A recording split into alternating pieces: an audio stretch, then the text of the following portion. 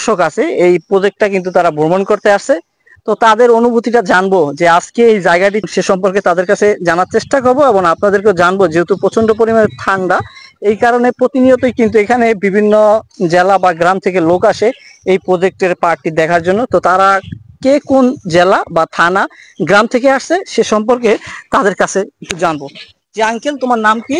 আইমন আব্দুল্লাহ। আচ্ছা, তোমার বাসা কোথায় বা কোন থানায়? আমার বাসা বলো তোমার। সৈয়দপুর। আচ্ছা, সৈয়দপুর হচ্ছে জেলা নাকি? তোমার গ্রামের নাম কি বলতে পারবা? শীতলকুড়া। শীতলপুর। আচ্ছা, এই বাচ্চাটি বললো যে তার বাসা হচ্ছে সৈয়দপুর জেলা, ডামুড্ডা থানা, আর শীতলকুড়া হচ্ছে ইউনিয়ন। তো আরেক ভাইয়ের কাছে জানবো সে কোথা। জি ভাই, ভালো আছে। তোমার নাম কি ভাইয়া? তানভীর। আচ্ছা, তোমার কোন থানা? আমার এই ডামুড্ডা থানা। ডামুড্ডা থানা। আচ্ছা, তুমি যে এখানে আসছো এই জায়গাটা কি ঘোরার জন্য বেস্ট নাকি? বেস্ট। সে সম্পর্কে আমাদেরকে একটু জানাও। ভালো আছে, আপনি ভালো আছেন? জি জি ভাইয়া, আপনার নামটা কি? আমার নাম হাসান। আচ্ছা হাসান ভাই, আপনার গ্রামের বাসা এবং থানা কোন থানা ভাইয়া? আমাদের ডামুড্ডা থানা। আচ্ছা, ডামুডা থানা। আচ্ছা, ডামুডা থানা কোন গ্রাম আপনার বাসা? সদবিস্তা। সদবিস্তা থেকে আপনি এখানে আসছেন না? জি। আচ্ছা, এখানে তো আপনি আসছেন এখানে কিভাবে আসছেন আমাদেরকে যদি একটু জানাতেন।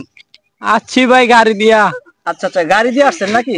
তো গাড়ির মারফতে আপনি এই জায়গাটিতে আসছেন। কেউ যদি আসতে চায় তাদেরকে কিভাবে আসতে বলবেন বা কোন জায়গায়, জায়গার নাম সম্পর্কে কি আপনার কোনো ধারণা আছে? না ভাই, আমি আইছি মাইসের লগে। ও আচ্ছা আচ্ছা, মানুষের সাথে আপনি আসছেন এখানে ঘোরার জন্য। আচ্ছা, এখানে ঘুরতে এসে আপনার কি ধরনের একটা অনুভূতি সে সম্পর্কে যদি আপনি আমাদেরকে একটু জানাতেন। অনুভূতিটা কেমন? বাসায় আসছিল গরম, আসছিলাম ঠান্ডা লাগতেছে ভালোই, মোটামুটি মোবাইল টিপতাছি। আইসা কত ভালো আছো? জি ভাই, আপনি ভালো আছেন? জি আলহামদুলিল্লাহ। ভাইয়া, তোমার বাসা কোথায়? থানা প্রথম বলবো হলো তোমার থানা এবং গ্রামের নাম, এমনকি তোমার নামটা। আমার নাম হয়েছে আব্দুল্লাহ। জি। আর আমার থানা হয়েছে ডামুড্ডা।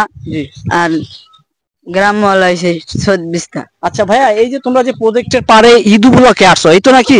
তো আসার পরে এইখানে যেহেতু আসছো, আসার পরে যে এইখানে যে একটা সুন্দর একটা পরিবেশ, সেটা তোমার কাছে কেমন লাগছে এই বিষয়টা একটু আমাদেরকে একটু জানাবা। অনেক ভালো লাগছে, এই জায়গায় ঘোরার জায়গা আছে, ফিরার জায়গা আছে, আর অনেক কিছু করা যায়।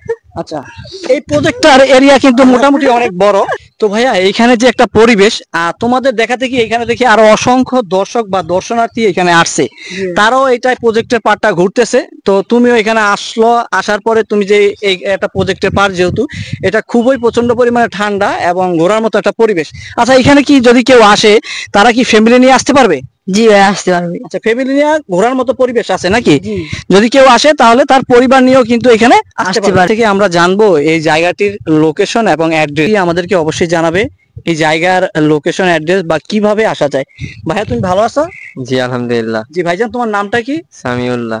সামিউল্লাহ ভাই। ভাইয়া, এইখানে যদি কেউ আসতে চায় তার পরিবার নিয়ে, তাহলে সে কিভাবে আসবে? হচ্ছে যে শরীয়তপুর আসতে হবে প্রথমে, তারপর শরীয়তপুর থেকে বাসে অথবা অটোতে করে গোসাইরহাট থানা আসতে হবে, তারপরে গোসাইরহাট থানার একটা গ্রাম হচ্ছে হোলেরপট্টি। আর এইখানে আসলে যারা হচ্ছে যে ফলের বাগান ঘুরতে চান বা আশেপাশে এখানে যারা আসবে ফ্যামিলি নিয়ে, আসার পরে তারা এখানে ঘোরার জন্য বা দেখার জন্য দর্শনার্থীর কি কি জিনিস আছে দেখতে যে পারবে তারা, সেই জিনিসগুলো আমাদেরকে একটু জানাবেন।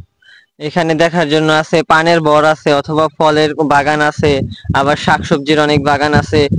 আবার হচ্ছে যে তেমন রোদ পড়ে না, আশেপাশে অনেক গাছপালা, যার কারণে মানে যারা যারা ঘোড়ার পাগল বা কোনো ফল পাকার মানে বাগান দেখার জন্য খুবই আগ্রহী, তাদের জন্য এই প্লেসটা খুবই উপযোগী। আজকে বিদায় নিব শরীয়তপুর জেলা গোসাইরহাট থানা থেকে, আর গ্রামটির নাম হচ্ছে হোলেরপট্টি।